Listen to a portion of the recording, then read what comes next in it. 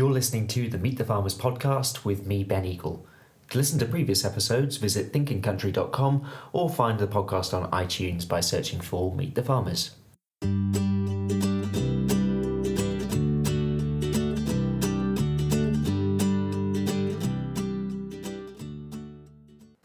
Hello and welcome to episode 22 of Meet the Farmers.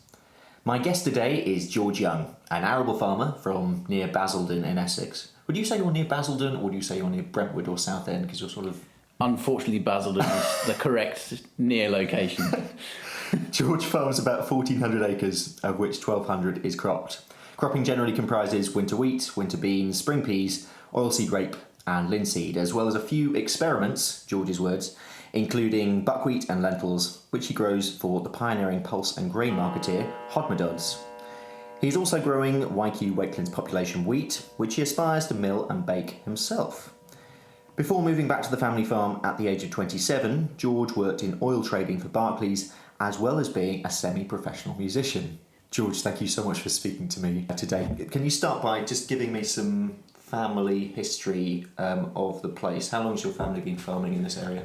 My family generally has been farming forever, on both sides really. We moved down, or the Youngs moved down from Scotland in 1895 to very, very close to here. And so along with all of Essex's other farmers. Exactly. And we actually moved to Gifford's Cross Farm in Corringham then, which is a mile away from where we are now. Family actually did briefly go out farming in the 20s, and then at the time when farming was at its worst, I had a great-grandfather and great-uncle who thought it was the ideal time to enter into farming there, but they ended up moving to Corringham Hall, which is just down the road from us now. And then in 1954, we moved to Curtis Farm and Fobbing Hall Farms, which is the farm here in Fobbing. And you came back to the farm after quite a different career, let's say that. Why did you come back? Oh, that's a question I ask myself every morning. The ultimate decision came down to the fact that banking, which is where I was, just wasn't allowing me to do enough of what I wanted in my life. I thought it was about time to bite the bullet and come back into farming. I mean, I almost actually considered doing a year as a professional musician in London, but decided against that. And it was just a decision to say, well, do I want to carry on trying to work in finance and do a little bit of work in farming, or do I want to just go full on into farming? And that was the decision I came to, which has been an awful lot of learning and a lot of fun, and then times when not so much fun, but you know. Tell me about the business, because you've got a fairly typical rotation, but then you've also got this exciting stuff on top, which so there's the relationship with Hodmedods, for example. Yes. How did you get into growing things like lentils and buckwheat? So this is a very recent thing. So Driven by you? Yes. Yeah. So this is our first year growing lentils and buckwheat. And actually I've wanted to grow buckwheat for 4 years now, something like that. Originally, I found out about someone growing buckwheat. I think it was actually Simon Charles I originally spoke to at an organic day at the Organic Research Centre. I've got this big thing about going to organic days. Great way to find out about farming, to go to organic days. And someone had grown buckwheat, and then you hear about these fantastic properties of buckwheat with the fact it can mine phosphorus and it's got this herbicidal property and all these kind of things. So it seems great, and you plant it pretty late in the spring, so it's a useful crop. And then as well as that, every single fancy little pot you get from a supermarket or from Pret or anything like that has got buckwheat on top. So I think, well, hang on, why is all this buckwheat being grown in France and Russia and Canada? I want a little bit of that. And so it took a really long time, because what I didn't want to be doing, I'd found people where I could grow buckwheat for seed, for cover crops. But for me, that's really boring. There's nothing exciting about that. For me, it's always been about wanting to be able to grow food crops. And almost my biggest frustration as a farmer is the fact that we don't grow food crops, we grow commodity crops.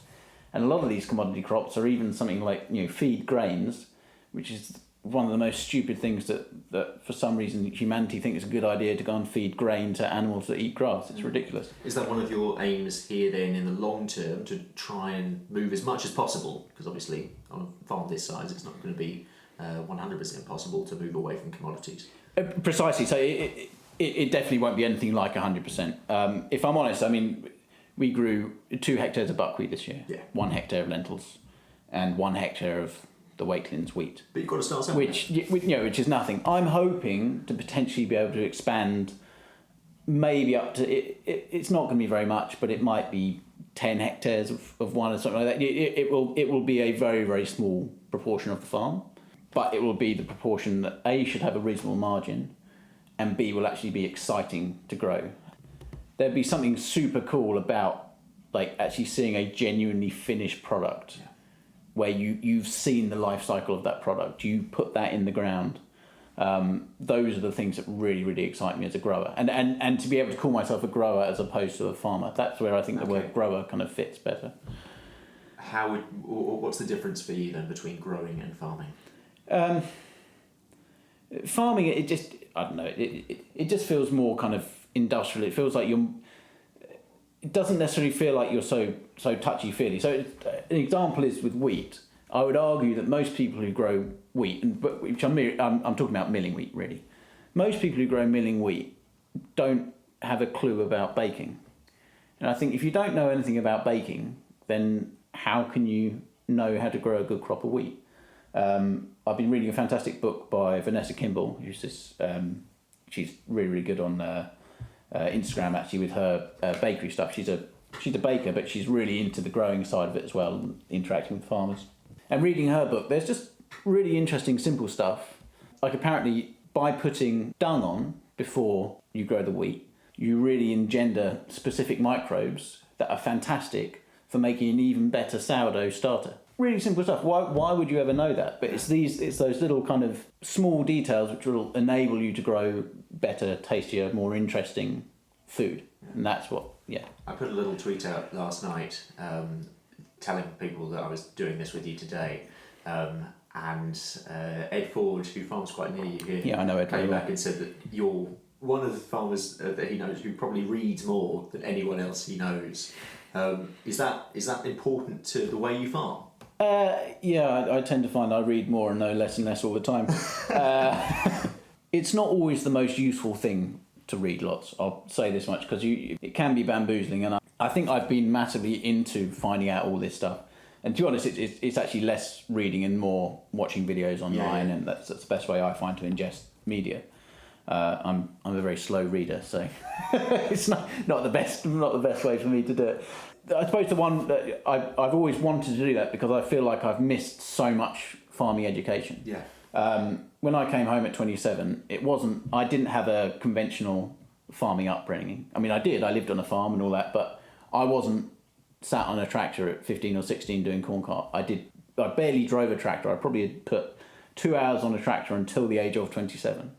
So I genuinely knew nothing about farming. Without stopping you mid-flow though, do you think that might have helped you in some ways? Absolutely. I think it's a really key factor to me being able to come in without any preconceptions is that. But similarly, I feel that, or I've especially felt when I was back in the first few years, like I just had to read and find out as much about all these different farmers just to have some kind of backup to me. Because I thought, well, I know nothing at 27. I need to have something to know about. Yeah. Can you tell me about your Wakelins population wheat? Because I've done a bit of research before I came to you on this, because I have to say I hadn't come across it before. I'm not surprised. But can you give me some more detail about it? Wakelins, it's known as YQ, which stands for yield and quality. Yeah, exactly. That's like the cool. I'm growing YQ. Yeah. Then only the people in the know what they're talking about. Give it a fancy name. So it was developed by Wolf, and basically he took 20 grains from, I can't actually remember which one it was, but from one of these grain repository places that stores all these ancient grains. Yeah. And there are a few people doing this with different types of ancient grains now as well. Essentially, he took 20 and he insured 20 crosses, but done naturally, obviously, rather than genetically. This is all done, I believe, in partnership with the Organic Research Centre, or certainly they're the ones who've got the licence on it as such. So obviously when you've crossed 20 and 20, you get 400 species of wheat then. And then he's grown that on for a couple of years. And then my Wakelins ended up coming from someone called Mark Lee, who farms down in Shropshire, really interesting organic farmer. So the idea behind this is that rather than growing, conventionally you would grow a variety of wheat. So every single wheat plant in the field is genetically identical, which obviously, if you look at any kind of biology, is a ridiculously stupid thing to do, and is a reason why we have to be out with fungicides and insecticides and all this stupid stuff we seem to think is okay to use on crops nowadays. So to kind of flip that completely conversely, obviously, by growing a population wheat where every single plant in that mix is genetically unique, over a period of time, the aim is obviously to always home save seed. It's absolutely critical to home save seed, because you will breed for obviously not a variety, but a population of wheat that really likes growing on your soils, in your environment, all those kind of things, and is really robust and resistant to these things. So you might one year have an outbreak of yellow rust, but it might take out 20%. And then the other 80% aren't affected and bulk up and fill in the gap, and it's not a problem. So it's all about that resilience and robustness. And then you've got some cool kind of side effects to that. And this is what got me really interested in it, is the idea of saying, well, obviously, because you've then bred a population that grows on your farm, you then have a flour that is a taste of fobbing. So, and similarly, someone else over a number of years growing it in another part of the world would have a taste of whatever village they're from. So it's about this kind of bringing food production back to kind of a locality and having a genuinely really cool taste to that. So what are your aspirations with it? Hopefully I've got a couple of homes who are going to take a large amount of it. Yeah. I need to source a cleaner. So it's funny how you realise all these things. Sometimes it's always best not to think too hard, or you'll never do anything. Just start, and work it out afterwards. Exactly. So I need to source a cleaner to clean it. There's a little company called Como, Komo, that do little flour mills. Okay. The trick at this, again, according to Vanessa Kimball, you must have stone mills. It can't be put through a stainless steel roller mill, or you don't get the right microbes and things like that in the flour. Again, who knows why, but trust Vanessa. Exactly. So these Como are some kind of stone ceramic mills. The thing with the flour is you can't. My original thought was, I'll just go and send it up to marriages, and they'll do a batch and send it back to me in 20 kilo sacks, and that'll be sorted. And then I did more research on flour and found out that flour must be used in the period of milling where it's either 1 week up to 3 months old. So it's way too lively in the first week, then it chills down a bit, but after 3 months it's chilled down way too much. So I can't even just go and get the whole quantity milled. So it's like, right, so in which case I need to clean it, keep it in a trailer somewhere, and then mill what I need. And then this is then the extension, which will depend somewhat on my time. But what I'd like to do in terms of connecting my local community to what is growing on the land they look out their window onto, is I like the idea of maybe doing something along the line of a subscription bread model, whereby someone will subscribe to 1 or 2 loaves of sourdough. I would only produce one product, which would be sourdough. If you're making 1 loaf or you're making kind of 10 loaves a day, there's not a huge difference in time. And it's actually, sourdough is one of these funny things if you ever bake it, where it's actually easier to make it every day rather than making it once a week, because you always refresh your starter every day. It might be kind of a cool little interesting business, and who knows where that goes. Yeah. That's where I'm thinking at the moment. I mean, this kind of thing isn't down every farmer's street. And one of the issues from what I can see still with these kinds of seeds on a European level is the marketing side. And in the small bit of research that I did, so there is a European-led temporary marketing experiment for certain grains which gives a license to market these grains. That runs out in December of this year. Can you explain that whole issue? Yeah, I only actually found out about this. It was at an organic day I went to in May or June, I think it was. This was so basically, I think if this is the same thing that I think you're talking about, it's the idea that you're not allowed to sell population wheats. Yeah, it's just not allowed. Yeah. And they somehow, the Organic Research Centre managed to get something pushed through. I don't actually think for what I'm trying to do it matters. No, exactly. Because I can do what I like on my farm and I have the product. I really hope these are the types of things that change, because, see, unfortunately, it doesn't work towards big business, and I think the way that all farming has been geared is actually, it hasn't been geared by farming, it's been geared by big businesses lobbying government to do certain things. It makes sense for large flour mills to be able to get very, very consistent batches of flour, which is why, and then they can mix that to their specification, where every single year it's always identical with identical protein figures and all these things. unfortunately, I mean, we're so far down the track of that line of thought in business and in government that the backtrack is, I doubt, possible. But I really hope that the legislation that was put there to steer in that direction is relaxed to enable a kind of backdoor system whereby people can carry on experimenting with this, and there is a market for it. And because I think this is a thing, I talk to, I'm obviously fortunate to have a lot of non-farming friends. If I go out in London, there are people who know nothing about farming. Now, if you talk to them about growing wheat, they might be kind of interested. But then when you figure in the ecological side that I talked to them about, and then kind of these stupid little projects that I'm working on, that's when they get really interested. So I think a lot of people probably think it's a complete folly, the idea of me trying to go and do this subscription bread thing. But it's, everyone hates an innovator. Well, it's not innovating. It probably is folly. But it's not so much about trying to make that business viable. As long as that business doesn't time suck too much from my life and isn't profit losing or loss making, provided that's the case, then I would be happy to know that there is some kind of positive marketing effect of that about British farming and about kind of innovation in looking at farming, and not about my farm, but just about farming in general, to make people realise that you don't just grow crops, there is a story behind it, and a story that people are interested to tell. It's the type of thing, if someone came to a dinner party and there's a loaf of this YQ bread and they've been told about that, they would want to explain to their dinner guests about that and why it's cool and where it came from and all that. That's what's really exciting and gets people interested in farming and connected with farming. I mean, most people are 4, 5, 6 generations removed from farming now. It's ridiculous.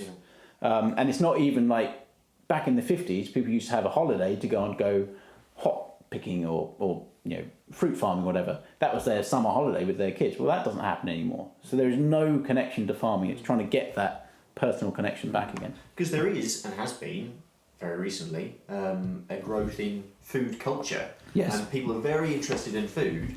So how do farmers take advantage of that and link the two?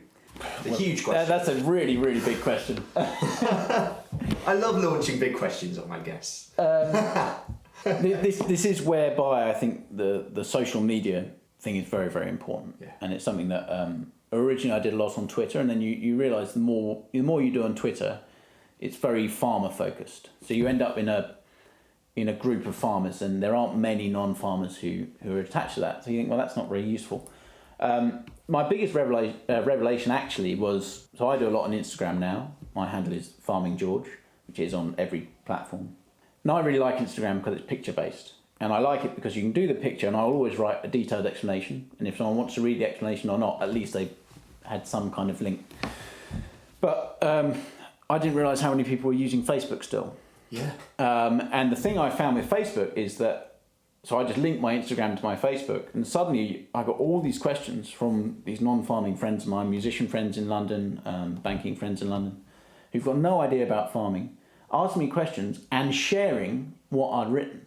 So rather than trying to build from no real followers on Instagram and build out to hit those people you really want to hit, not farmers who might come across you because they're searching, but hit people who are actually not interested but would or don't know that they're interested, Facebook I found is actually a very, very useful platform for that.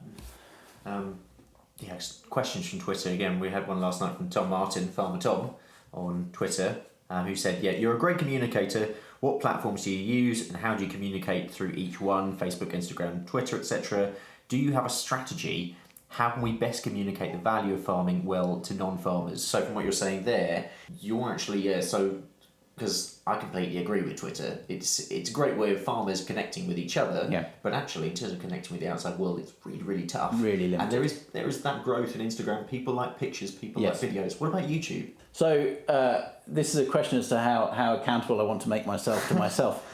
I've been wondering about making myself accountable to myself. So YouTube, I think, is a brilliant, brilliant platform. I'm fascinated in building, woodwork, metalwork, all these kind of things. And I learn about all of that on YouTube. Yeah. And I wouldn't say that I'm a professional in those things, but I get by.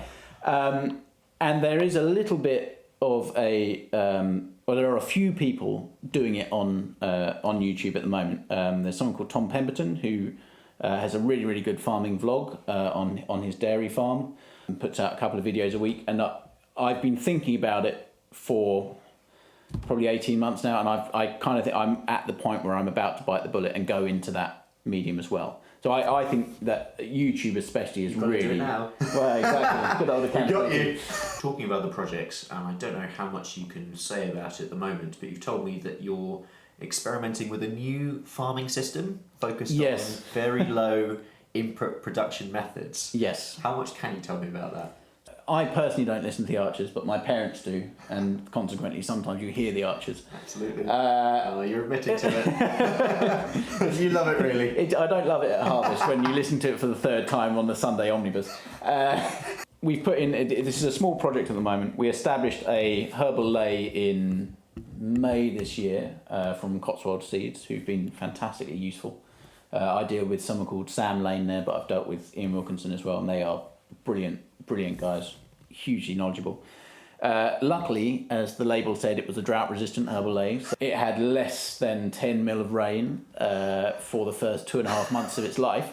So, and considering we've got a really nice stand, it's quite impressive. So this herbal lay is I don't know all the species, but it's got loads of clovers in it. I actually specified to get some annual clovers in there to get some initial kind of nitrogen fixing and fertility and kind of good rooting variations in there.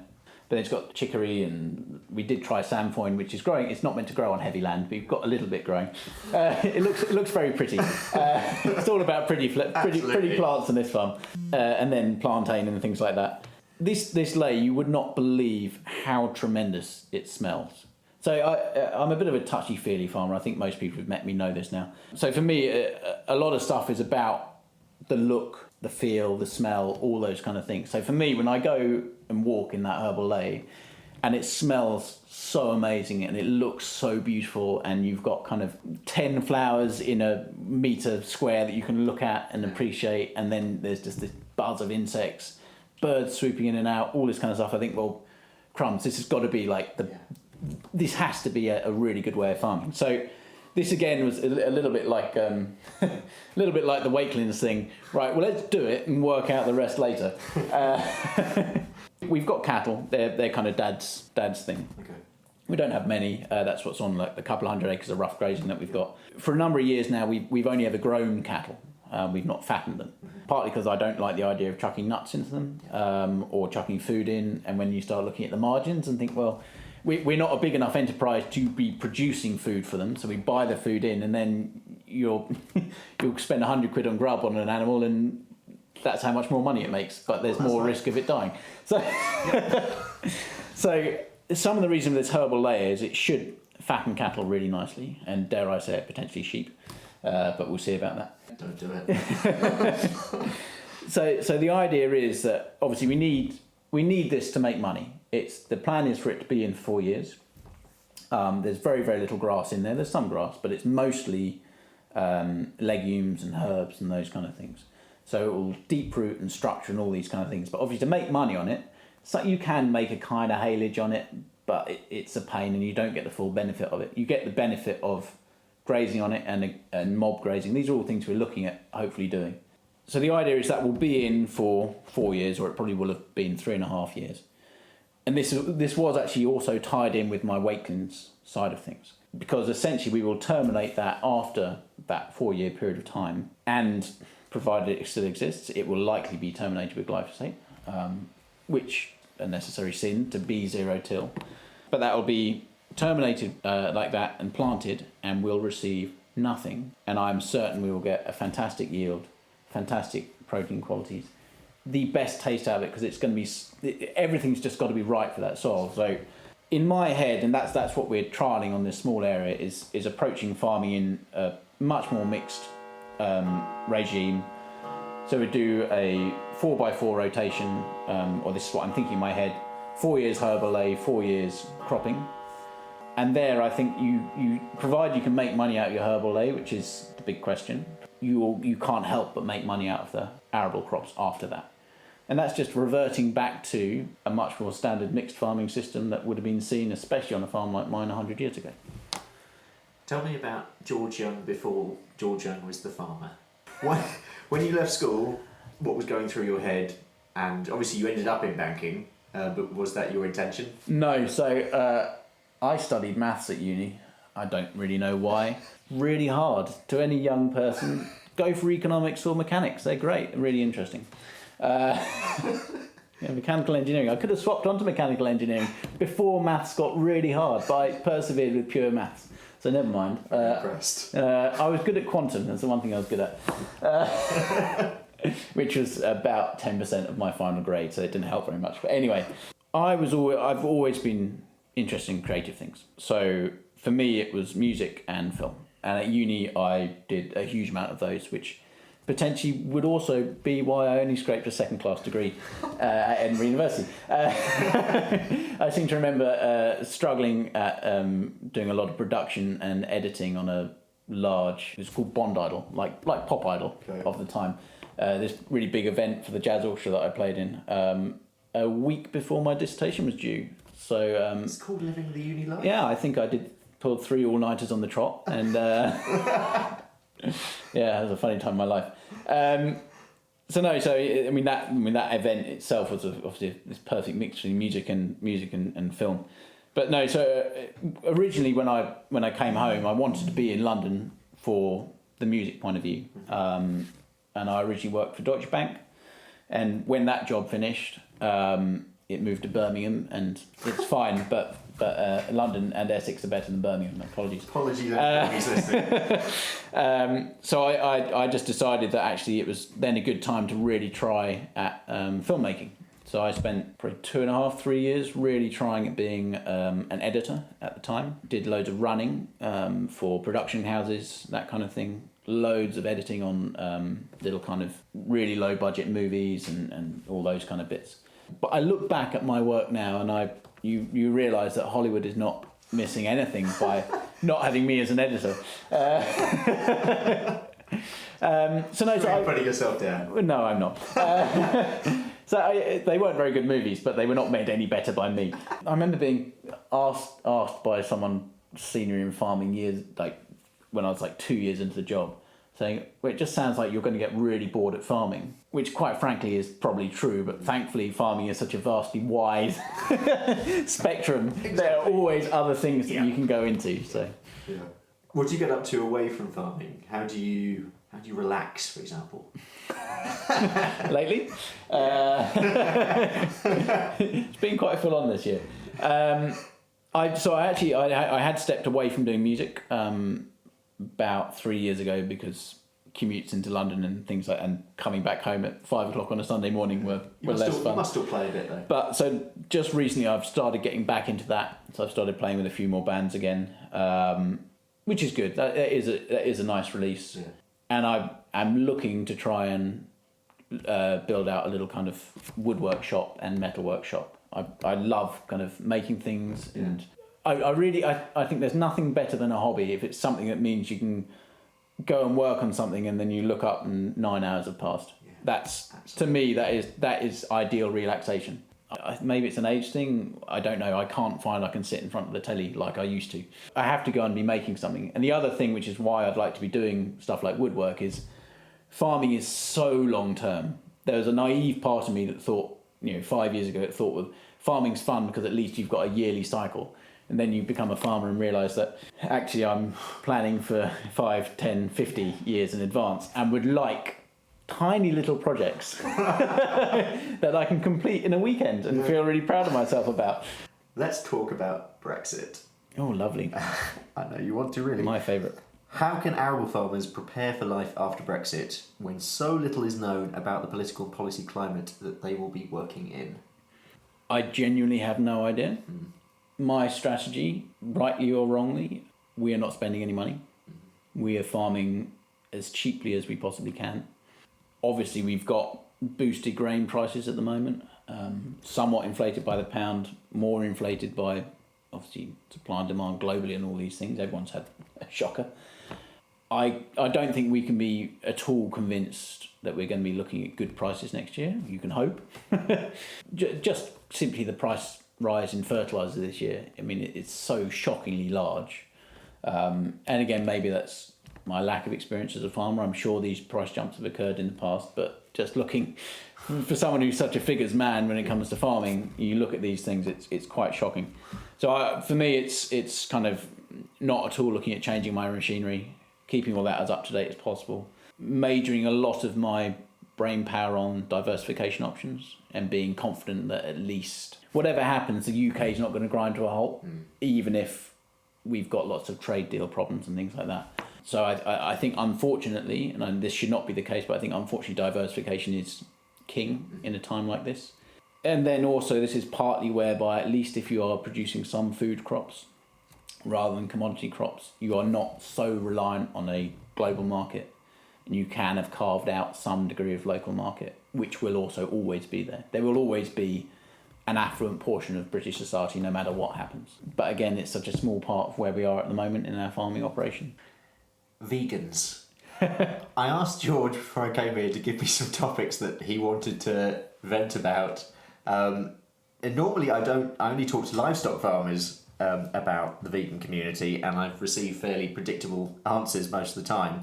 But George, you have a different perspective, and you think that farmers should be embracing the vegan community rather than becoming distanced from them. Yes. Explain.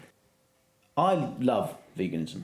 I think it is one of the best movements to be occurring in food that has happened for a long, long time, and hugely different and better than vegetarianism. Although some vegetarians are still in that mindset, but the really cool thing about vegans is they actually care about their food, and they care about every little bit of their food.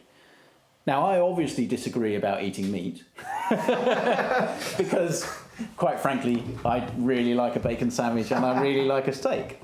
I don't think we should be having bacon sandwiches every single morning and steak for tea every single day.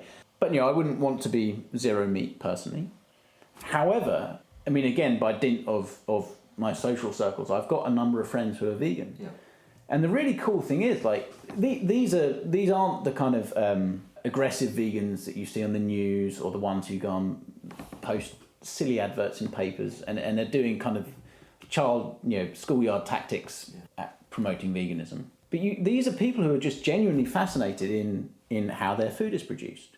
And it started by them saying, I think there's a bit of a problem with this meat industry, because it's obvious, and it's a big obvious thing. But you talk to them further, and I had a really, really good friend of mine, old friend, musician.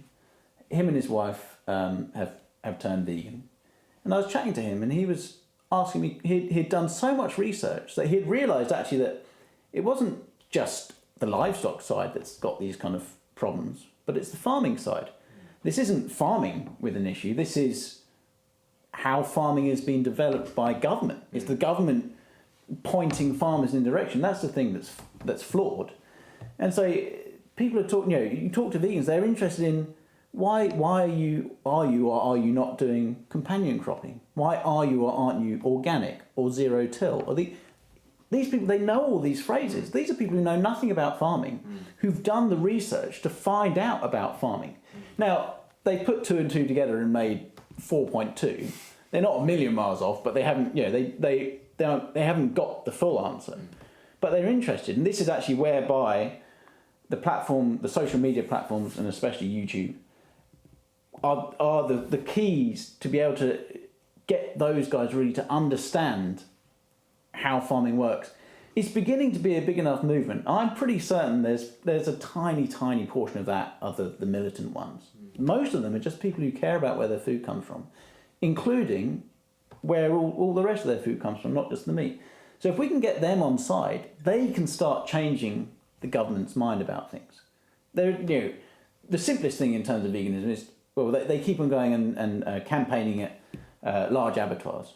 I think, there's a reason why we have large abattoirs now, because government have made it untenable for smaller abattoirs to exist, which is ridiculous. What is wrong with killing on farm? For me, it's a complete no-brainer. Mobile abattoirs. Great. Let's have a little bit more sensible kind of relaxation of rules around hygiene and things. I think what everyone's so worried about. There's nothing wrong with having gut bacteria and all these kind of things. Everyone wants absolute cleanliness everywhere. It's ridiculous. But, the simple thing for me would be if vegan campaigning brought an end to the large, stressy abattoir with hour, 2 hour, 3 hour commutes for livestock in cattle trailers, and instead enabled small-scale killing on farm where they're in their own environment and they're killed quickly and unstressed, which is going to make the meat taste 1,000 times better as well.